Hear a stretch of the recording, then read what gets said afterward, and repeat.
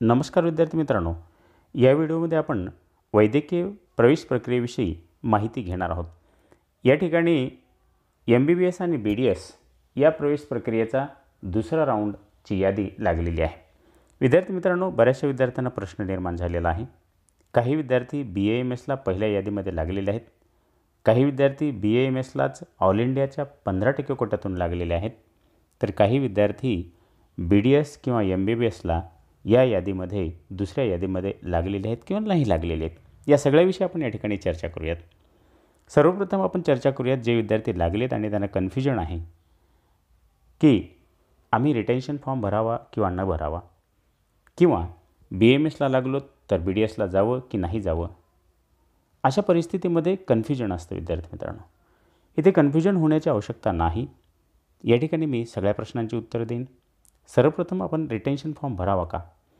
विद्यार्थी मित्रांनो, जर तुम्ही एखाद्या कॉलेजला लागलात पहिल्या यादीमध्ये आणि जर या दुसऱ्या यादीमध्ये तुम्ही कुठल्याही कॉलेजला गेला नाहीत, त्याच कॉलेजला राहिलात, अपग्रेड झालं नाही, तर तुम्हाला रिटेन्शन फॉर्म भरण्याची आवश्यकता नाही। तुमचं कॉलेज जात नाही, तुम्हाला या कॉलेजला जाण्याची सुद्धा आवश्यकता नाही जोपर्यंत मॉपअप राऊंडची लिस्ट लागत नाही तोपर्यंत।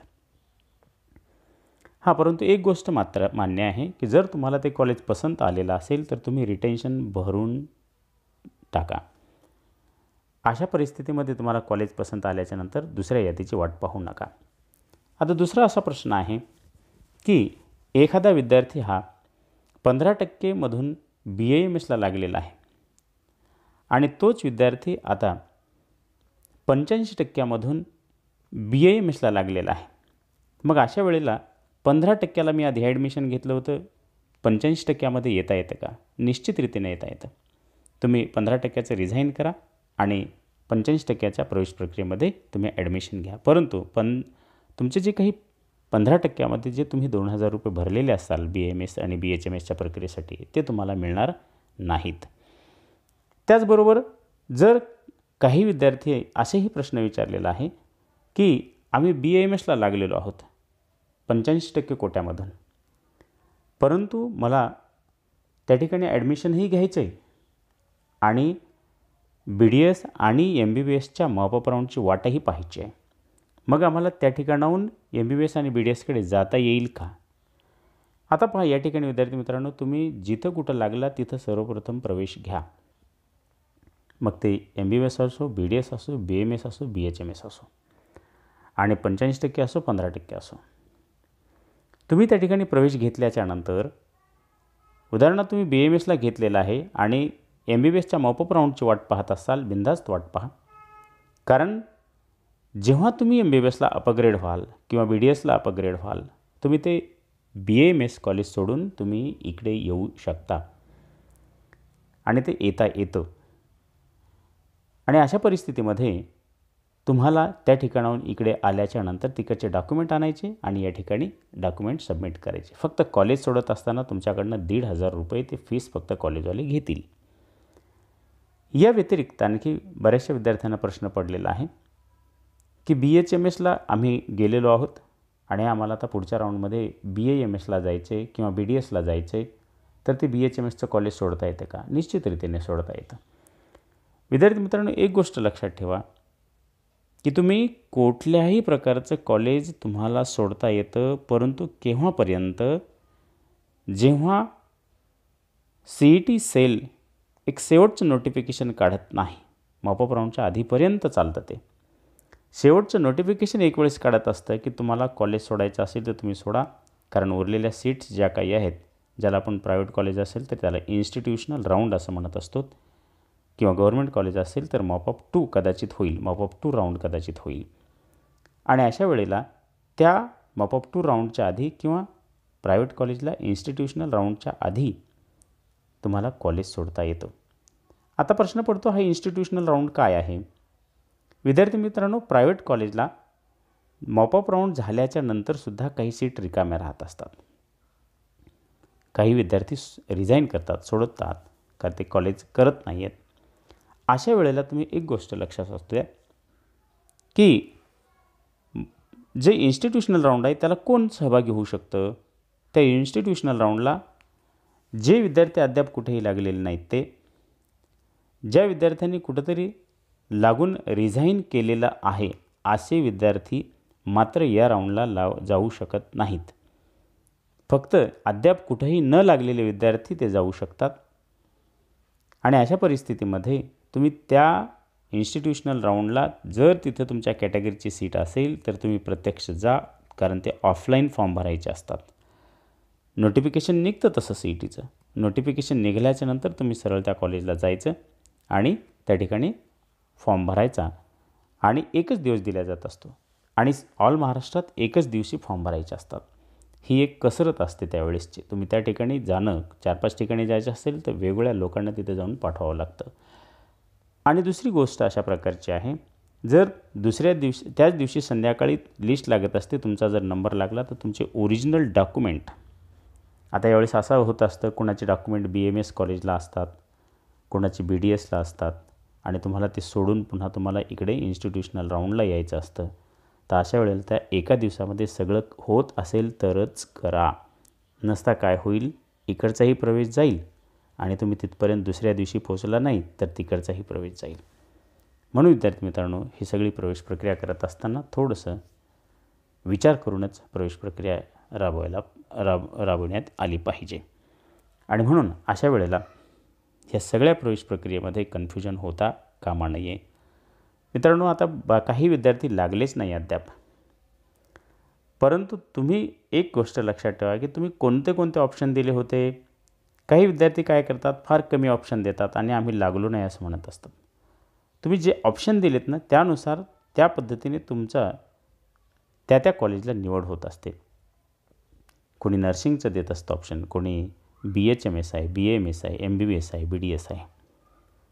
आणि म्हणून अशा पद्धतीने तुम्ही ऑप्शन ज्या पद्धतीने दिले त्या पद्धतीने द्या. रिटेन्शनच्या बाबतीमध्ये आपण चर्चा केली. विद्यार्थी मित्रांनो, रिटेन्शन म्हणजे नेमकं काय आहे? तुम्ही कॉलेजला लागलात म्हणजेच रिटेन्शन फॉर्म भरावा असं नाही. तुम्हाला पुढचं कॉलेज जर म्हणजे घ्यायचं असेल, ते जे कॉलेज मिळालेले तुम्हाला ते पसंत नसेल, पुढचं कॉलेज घ्यायचं असेल तर तुम्ही राऊंडमध्ये राहा आणि पुढचं कॉलेज मिळवा. जर पुढचं कॉलेज तुम्हाला पसंत येणारा असेल तर मात्र, कारण वर तुमच्या जे सध्या कॉलेज मिळाले त्याच्यावर जे कॉलेज तुम्हाला आहे त्या कॉलेजला जायचं असेल तरच तुम्ही रिटेन्शन फॉर्म भरू नका. अन्यथा तुम्हाला जे कॉलेज मिळालेलं आहे, मग मी पुन्हा तेच सांगतो आहे की नर्सिंगचं असेल, BAMS, BHMS, BDS, BAMS, MBBS कोणतंही कॉलेज असो, तुम्हाला ते पसंत नसेल तर रिटेन्शन फॉर्म भरू नका. पसंत असेल तर रिटेन्शन फॉर्म भरा. दुसरी एक प्रश्न काही विद्यार्थ्यांनी विचारला की आम्हाला आता या प्रवेश प्रक्रियेतून बाहेर पडायचे, मी कसं तरी BMSला प्रवेश घेतला होता, आता मला करायचे नाही, ते आता सोडता येतं का? निश्चित रीतीने मी आता आधीही सांगितलं तुम्हाला की महाराष्ट्र शासनाचे एक अधिकृत अशा प्रकारची नोटीस येत असते की तुम्हाला जर कॉलेज सोडायचं असेल तर तुम्ही सोडू शकता आणि त्या नोटीसच्या दरम्यान मात्र तुम्हाला कॉलेज सोडता येतं. आणि म्हणून आता फॉर एक्झाम्पल आपण उदाहरण या ठिकाणी घेऊयात.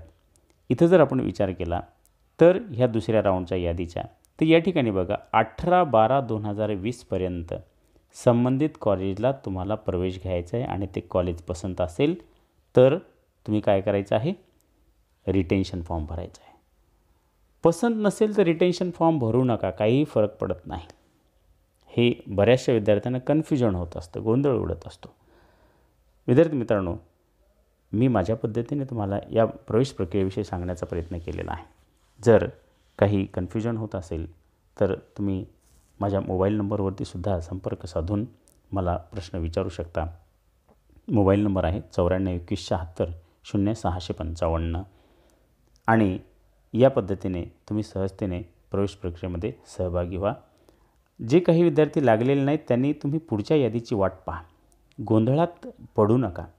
बऱ्याचशा विद्यार्थ्यांना असं वाटतं की आता आम्ही लागणारच नाहीत, काय करावं, रिपीट करावं का? तुम्ही आधी यादीची वाट पहा आणि जर या प्रवेश प्रक्रियेमध्ये तुम्ही जर सक्सेस नाही झाला तर पुढच्या परीक्षेसाठी तुम्ही तयार व्हा, म्हणजे तुम्ही रिपीट करा. म्हणून अशा पद्धतीने विद्यार्थी मित्रांनो ही संपूर्ण प्रवेश प्रक्रिया असते. आपण आता B.Pharm आणि D.Pharm, BSc ॲग्री याविषयी किंवा इंजिनिअरिंग याविषयी बघूयात.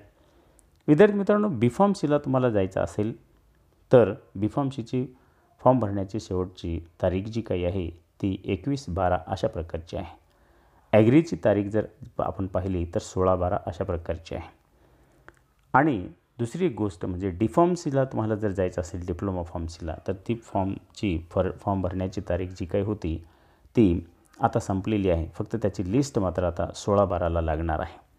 आणि इंजिनिअरिंगची सुद्धा शेवटची तारीख ही 16/12 अशा प्रकारची होती. आणि म्हणून विद्यार्थी मित्रांनो, या राऊंडमध्ये सुद्धा या ठिकाणी तुम्हाला प्रवेश घ्यायचा आहे. या फार्मसी असेल, इंजिनिअरिंग असेल, या ठिकाणी इकडची प्रवेश प्रक्रिया मेडिकलच्या प्रवेश प्रक्रियेपेक्षा थोडीशी वेगळी असते. कारण ह्या प्रवेश प्रक्रियेमध्ये जे राऊंड असतात ते ऑनलाईन असतात आणि पुन्हा पुन्हा कॉलेजेस आपल्याला चेंज करता येत असतात, बदलता येत असतात. तुम्हाला एखाद्या कॉलेजला तुम्ही गेला नाहीत तरी दुसऱ्या वेळेला ते कॉलेज तुम्हाला बदलता येतं. परंतु मेडिकल या प्रवेश प्रक्रियेमध्ये मात्र असं नसतं. एकदा सुरुवातीला तुम्ही जर ऑप्शन फॉर्म दिले तर तेच ऑप्शन फॉर्म मात्र शेवटपर्यंत जशाच तसा असतो. इतर प्रवेश प्रक्रियेमध्ये नाही. उदाहरणार्थ तुम्ही जर बी फॉर्मसीचे सुरुवातीला ऑप्शन काही टाकलेले असतील पहिल्या राऊंडमध्ये आणि तुम्हाला एक अमुक कॉलेज मिळालेलं आहे, परंतु तुम्हाला ते कॉलेज पसंत नसेल तर या ठिकाणी बी फॉर्मसी असेल, ॲग्री असेल किंवा इंजिनिअरिंग असेल किंवा डी फॉर्मसी असेल, तुम्हाला ते कॉलेज मिळालेलं आहे, ते कॉलेज तुम्हाला पसंत नाही असं वाटत असेल तर इकडे मात्र फ्रीज, फ्लोट अशा प्रकारचं ऑप्शन असतं. तुम्हाला जर कॉलेज पसंत आलं असेल तर फ्रीज करा, नसता फ्लोटवरती ठेवा. म्हणजे जेणेकरून तुम्हाला पुढच्या राऊंडला दुसऱ्या कॉलेजला सहजतेने जाता येतं. आणि तुम्ही एक वेळेस जर फ्रीज केलं तर मात्र ते कॉलेज तुम्हाला दुसऱ्या राऊंडला कुठेही जाता येत नाही, तेच कॉलेज तुमचं फायनल राहतं. अशा प्रकारची ही प्रवेश प्रक्रिया विद्यार्थी मित्रांनो असते. याविषयी आणखी काही माहिती पाहण्यासाठी माझे चॅनल सबस्क्राईब करा, लाईक करा, शेअर करा आणि कमेंट करायला विसरू नका. धन्यवाद.